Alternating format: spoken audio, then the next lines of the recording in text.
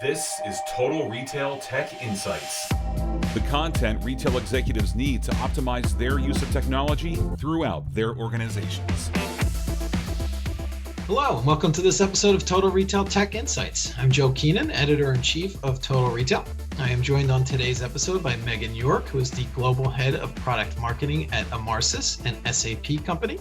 We're going to be talking a little bit about Emarsys' business and how it can help the retailers in our audience. So thank you for joining me today, Meghann. Thanks for having me, Joe.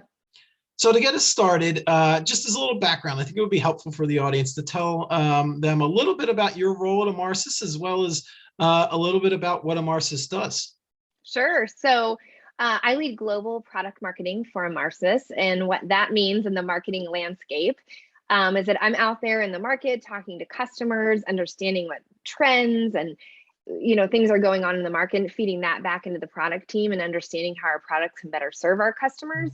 And then I work with our product teams as they develop these products to bring those products to market and help potential customers see the value in using Emarsys. And you asked what Emarsys does.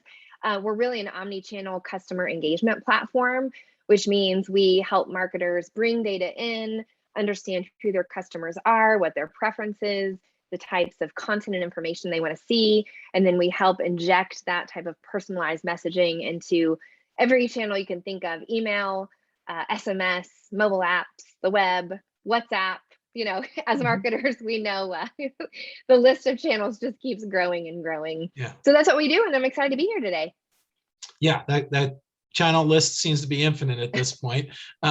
So in your role, and it was very helpful to kind of provide that background. So in your role, you kind of have your ear to the ground in terms of talking to marketers, and then you're bringing that information back to your product team. So I'm interested to kind of just get your view kind of on a landscape perspective on the kind of time we're in for marketers. And in your view, it's a particularly challenging, we've had these peaks and valleys in terms of the pandemic, and unfortunately a peak in recently. Tell us a little bit about where you see marketers and how they currently sit in the environment in which they're operating. Yeah, I mean, it's not an easy time to be a marketer. So I think for a long time, marketing has really been encouraged or challenged to have marketing looked at as a revenue center and not a cost center. So that's been kind of a challenge that we've been thinking about for a long time. But today, you have a lot of other factors on top of that as well. So, you've got privacy and government regulations kind of looking over everything we're trying to do. Just like we talked about, we've got an explosion of channels, and marketers have to determine where should they invest, and what should their channel strategy be. You've got customer behavior that's changing all the time, and a global pandemic doesn't help that as well. And then really, speaking from a practitioner standpoint, the marketing technology landscape is overcrowded. So, there's somebody entering, it seems, every day, telling how they can solve a marketer's problem, but sometimes the differentiation between those competitors or those vendors in the market is almost indiscernible. So not an easy time to be a marketer. Being one myself, I know that, I've been in those shoes. But we, I think generally at Emarsys have a lot of empathy for what marketers are going through right now. So kind of building on the final part of your answer there in terms of what do you feel like, as we're in the first few weeks of a new year, and obviously sometimes people come out with predictions, and they're, these are the trends you need to be following or capitalizing on as we begin a new year. Do you think there's kind of a potential worrisome spots there for marketers that maybe they're weary of these predictions and switching up their strategy annually because of, let's call it like the latest or greatest trend where they're continually changing? Tell us a little bit about your thoughts there and what that might mean for brands and retailers. Yeah, so, at Emarsys, we just launched our unPredictions report, actually, and it's a take on exactly what you just said. Everybody comes out of the woodwork at the beginning of the year to make predictions about what might happen. But we know from talking to our customers that they don't need just guesses or, some mystical look into a crystal ball. They need to hear, what are other marketers doing? What do consumers have to say? And they need those real insights and advice on what their marketing plan should include in order to reach their business outcomes, not just kind of guesses or lofty trends that may not actually apply to their business. So I appreciate you mentioning the unPredictions report, because I'm going to have a question about that specifically. We've talked about all these different channels, but I'm going to go back to, a marketing channel has been around for a while now when we think about digital marketing, and that's email. It seems like it's been around forever, but it's still really relevant and vital in 2022. And they talk about that in the unPredictions report. Tell us a little bit about why you're so bullish on email as a channel. Yes, I've been saying, what's old is new again. My daughter wants to wear my large flannels and Doc Martens from the 1990s. I'm aging myself here, but it's kind of the same with email. So, I mentioned earlier all of the privacy regulations that are happening right now. Consumers are saying, hey, we want to have a cookieless world. We don't want you to follow us around and track everything we do. And so therefore, that email address and that first party data becomes more important than it's ever been before. So there's that sort of trend that's going on in the market. But actually, if you talk to consumers, we did a research report of consumers, and 46% of them said they actually prefer email. It's still kind of the bedrock and that revenue generating channel that it's always been. And so we're really encouraging our customers or marketers in general to kind of rethink their email strategy when it comes to how they collect that first party data and how they can make email more interesting and personalized and value driving for their customers. So, we've got some great examples of customers who are doing things like we have a customer named Sports Direct. They have an online stylist on their website that's kind of an AI driven interactive exercise that consumers can come into when they get on their website. And this interactive stylist asks them, what's their style? What are their favorite teams? What are their physical activity levels? All of these different questions. And in the background, Emarsys is using all of that data that the customer has willingly given to build a profile of the customer and understand what they want. Well, then how does that relate to email? Well, then all of that great profile data is stored within Emarsys. So then we can put personalized product recommendations into the Sports Direct email based on what our customers have said. So you can see how really, they are driving value throughout the experience. They've made getting that data fun and interactive and helpful when that person is coming to the website with that intent.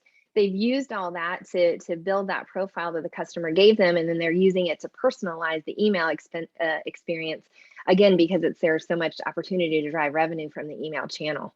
Yeah, and those personalized experiences are becoming table stakes now. Consumers are really expecting that the brands that they're shopping with, that they know them, and then presenting them with relevant products and experiences. And I'm curious in your take on this, but I would imagine one of the really advantages for emails, it seems it's adoptable across customer demographics. So, from your younger consumers, your Gen Y, your millennial, all the way up to baby boomers, the adoption of email is pretty consistent across, where some, you don't necessarily see that for all marketing channels. Is that kind of the experiences that you're hearing as well? Yeah, you're exactly right. And there's also something that we like to talk about, which is channel appropriateness. We talk about how, sometimes people, when they're trying to reach somebody with a text message or a push notification, the person may not be in the mindset to receive that message. But everybody, when they go into their email, it has been around for so long, is expecting to see these kinds of offers or product recommendations or sales or incentives or things like that in their email program. So when they're going in and looking at those emails from you, you already have a buyer who is maybe sort of thinking about shopping when they engage at all. So we're going to go from one of the, let's say, relatively speaking, older digital marketing technologies or tools or channels when we're talking about email, into something that's kind of on the newer front, but is really disrupting traditional marketing, and that's a technology, artificial intelligence, which obviously is also addressed in the unPredictions report that you mentioned earlier. So tell us a little bit about the role and how game-changing AI can be in driving those advanced customer segmentation and that personalization that you just were talking about as brands are utilizing within their email. Yeah, I think AI is really important. So I keep aging myself, Joe. I don't know why I'm doing that, but I've been talking about predictive intelligence or data science and artificial intelligence for quite a while now, and I'd always gotten the question around marketers' jobs and job security. Is AI going to come over and to come in and take over, things that humans used to do? And I think it's a really, really interesting point in time right now. We got a lot of Emarsys customers together for a client advisory board. And, we, of course, are going to get product feedback. But what I asked them, I said, outside of product, when you wake up at 3 o'clock in the morning and you are stressed out about work, what are you stressed out about? And all of them said the size of my team. They talked about how they were resource constrained. They talked about how, onboarding new people and getting them up and running quickly was tough. They talked about worrying about retaining their people. So team, was really top of mind for them. And I think we've got kind of are able to switch the narrative around AI, which is in these times when we feel so resource constrained as marketing departments, how do you look at AI as like an extension of your team or that added team member that you don't have, really taking on a lot of those tasks, those, data analysis tasks, those recommendation type of tasks. How do you take those kinds of things, take the burden of those things off of people, let the system automatically do those types of things so that the marketers you do have are opened up to, be strategic and thoughtful and creative, like all of those reasons that we got into this field to begin with. So I think that that's super important. It also, that it's just not possible even for humans to be able to sift all of this through this data in real time, understand a customer's preference, and then be able to, spit out a recommendation of what product I might be interested in as I'm, in real time clicking through pages on a website. And so, the ability to reach customers in real time with the information that's based on what their behaviors are in real time, is really something that humans can't do, and why we should be thinking about AI as a, an augmentation of our team to be able to deliver those personalized experiences. Yeah, exactly. The complementary in nature to the existing skills that your team possesses. And I want to build on that and follow up on that final point that you made, Meghann, around speed and scale as well. So in Emarsys, a third of the marketers that they spoke to say that the inability to scale content is holding their personalization efforts back. So tell us a little bit about your thoughts in terms of personalization still being the major key to growth, and if it is, how do brands get there? I mean, it's kind of just what we talked about. You have to rely on technology to be able to do that. For so many years, we, our data and analytics activities were almost like looking at driving, but looking in the rear view mirror, which doesn't help us very much, as we're trying to get where we're going. And so, to really be able to take in customer data at scale, understand what that means for your business, even make predictions about what your customers might do next so that you're able to be there when they're ready to interact with you. All of that really is relying on technology and the AI powered pieces of technology to be able to scale your teams, scale your business, scale the content that you have that you wouldn't be able to do without a platform. So part of, and you mentioned this, retailers and brands love hearing other success stories of other retailers and brands. They want to see how it applies in the market in a real life scenario. You mentioned Sport Direct earlier as one of the examples. I'm curious if you have any other stories of brands that have already implemented some of these unpredictions, as you've talked about the report that Emarsys has produced. Any good kind of case studies you might be able to share, Meghann? Yeah, so I mean, one of my favorite stories is a company called Sailing Group. They're the largest retailer in Denmark. They have multiple stores in multiple countries and multiple online properties. And what they wanted to do was make sure that they could connect in-store behavior with online behavior to make better product recommendations. And so just like we talked about, they started injecting those real-time product recommendations as people were shopping on their website. And then they used online and offline data to put product recommendations in their emails. And I mean, this is sort of unheard of in marketing. I think they saw a 25% increase in revenue in just 5 weeks by connecting that data together and then serving up product recommendations based on it. I love that story. I also love the story of Adidas Runtastic. So Runtastic is Adidas's kind of community and kind of fitness program where, people can sign up and they can track their fitness behaviors and their runs and their milestones and all these different kinds of fitness goals. And we've worked with them to ingest over 200 data points about every, particular customer that they have. Again, that customer has been willing to give to them. But we've ingested all of those data points into the system. And then when, those runners or those fitness enthusiasts make a goal or achieve a goal, we're triggering the messages that are very, very personalized based on all that data we have out of Emarsys to, not only make it a fun, interactive experience, but also build loyalty for Adidas. I mean, think about it. These runners are associating Adidas with accomplishing their fitness goals. I mean, talk about building a brand there, right? So Yeah, those positive are reinforcement too with the brand, as you mentioned. Yeah. Exactly. So those are some of my favorite stories of people who, that we have learned from in order to make these unpredictions going into 2022. So let's talk a little bit about, so those are great examples, by the way, in terms of the benefits and really how much of a difference the opportunity to scale at pace in real time can make to your clients, what you've seen at Emarsys and what you're hearing and seeing out in the market. What are your thoughts there? I mean, I think we've seen time and time again that customers are reacting positively when their experiences are personalized. Again, back to this conversation around AI, another thing I was always asked is how are we going to know when is enough or is too much for customers with personalization? And I think some of these privacy regulations that really have been pushed by customers are showing us that maybe, in some of our marketing activities, we maybe went a little bit too far. But the fact that people still are, like the sailing group story, increasing, they are purchasing those product recommendations. They are interacting when those real-time messages are kicked out to them. And that's showing that there's still a real willingness and a real impact to the bottom line of the business when our customers are using that data that their consumers willingly give them to interact with them at just the kind of right moment with the right content, which we've been talking about for a long time, but it really, really does work.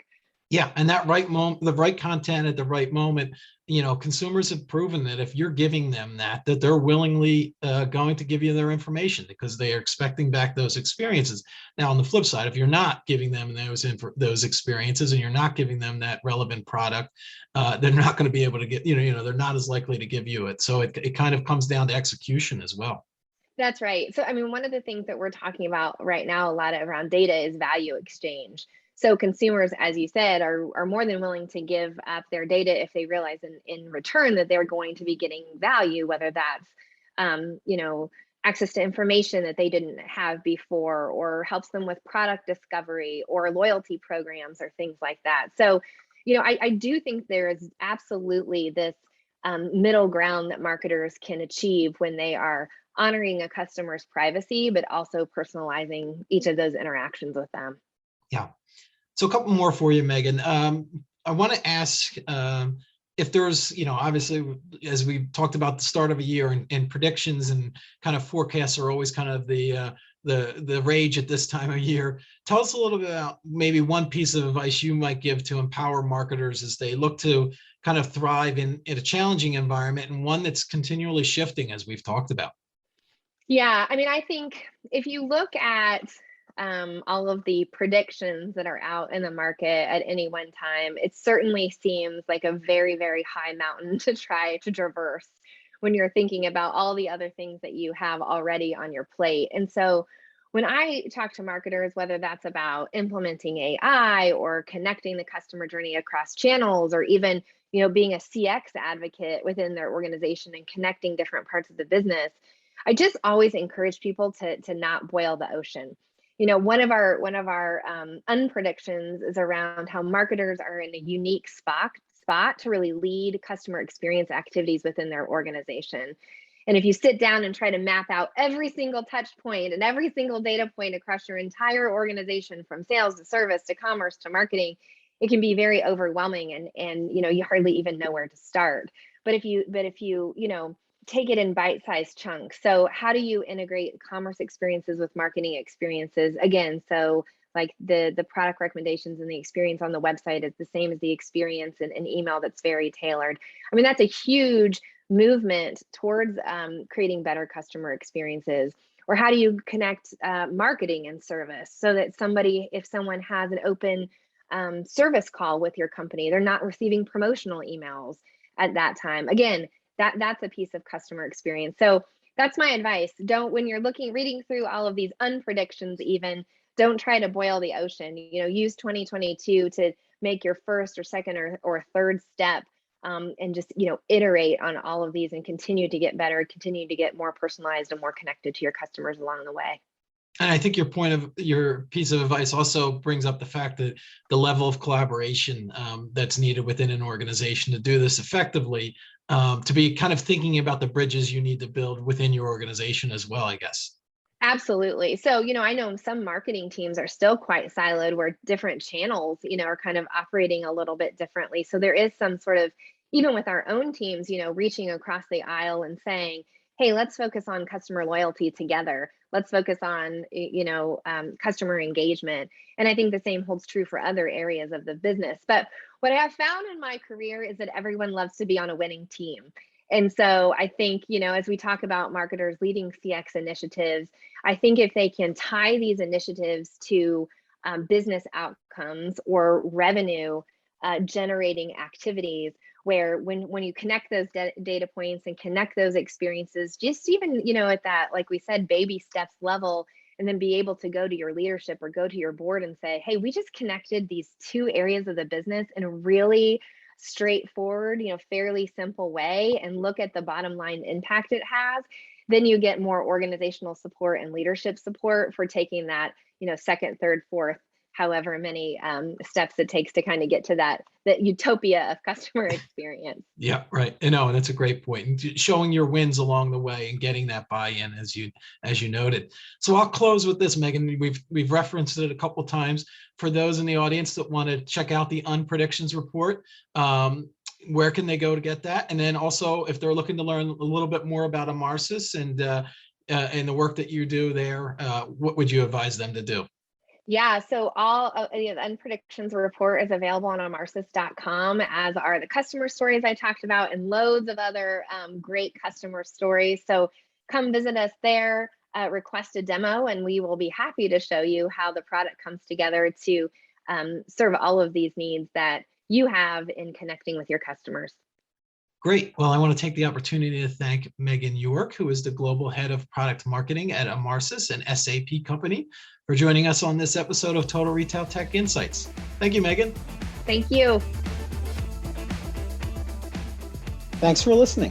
For more information on this podcast, please check out our podcast channel page at mytotalretail.com/podcasts for show notes. Tech Insights is available on Apple Podcasts, Google Podcasts, Stitcher, and Spotify.